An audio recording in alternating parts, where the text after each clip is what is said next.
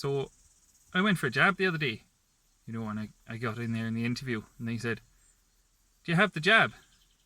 And I said, "I don't know. I just got here. You're the one that should tell me that, really." And they said, "No. Do you have the jab?"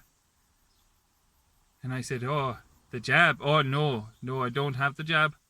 And they said, "Oh, well, you've got to have the jab if you want the jab." And I said, "Oh, well, I don't want the jab, but I'll have the jab."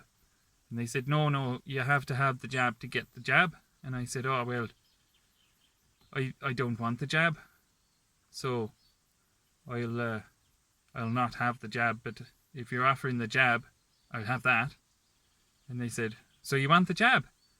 And I said, I want the jab." And they said, "Oh, okay, so we'll book you in then for the jab. We'll phone the medical centre for you and book it in." And I said, "No, I don't want the jab. I just want the jab, okay?"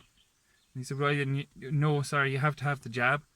So I said, "Well, I find a different jab that doesn't require me to have the jab." And they said, "Well, but sorry, these days, most jabs, now they want you to be having the jab before they get you to have the jab. Have the jab before the jab, so you can have the jab." Yeah, and I said, no, I don't. I'll just go and find a different jab because I don't want the jab. So I didn't get that jab, either of them.